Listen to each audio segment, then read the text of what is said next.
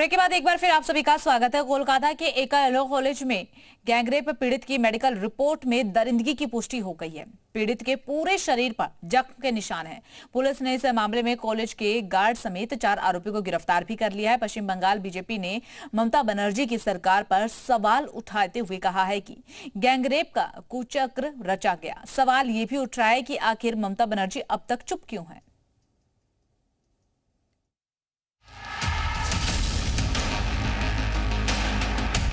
सत्ता के साए में दरिंदगी, सवालों से क्यों बच रही दीदी।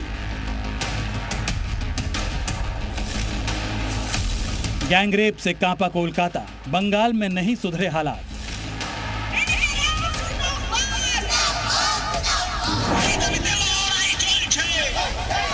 आरजी कर के बाद भी कोलकाता में भयावह रेप कांड।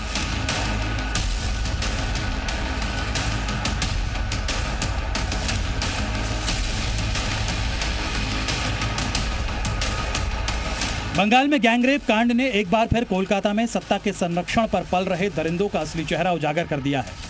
लॉ कॉलेज की छात्रा के साथ बर्बरता ने बंगाल को एक बार फिर शर्मसार कर दिया है। वहीं इस मामले में पीड़िता का मेडिकल रिपोर्ट भी सामने आया है, जिसमें पीड़िता के शरीर पर गंभीर चोट के निशान हैं। रिपोर्ट के कई चौंकाने वाले तथ्य सामने आए हैं, जिसके मुताबिक पीड़िता के पूरे शरीर पर कई गंभीर चोट है।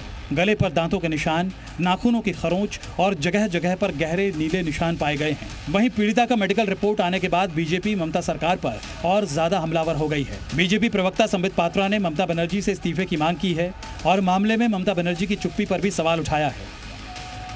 और मुझे लगता है ममता जी को इस प्रेस कॉन्फ्रेंस के बाद तुरंत आके एक प्रेस कॉन्फ्रेंस करके हम सफाई नहीं मांग रहे हैं, हम उनसे माफी मांग रहे हैं, इस्तीफा मांग रहे हैं कि वो माफी भी दे और इस्तीफा की पेशकश करे।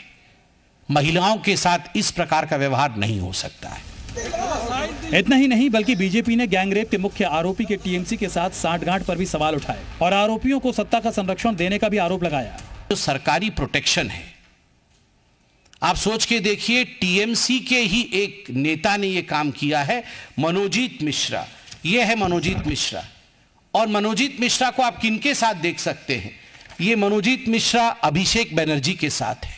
ये मनोजीत मिश्रा है मिनिस्टर चंद्रिमा भट्टाचार्य के साथ, जो ममता बनर्जी की काफी नजदीकी मंत्री मानी जाती है।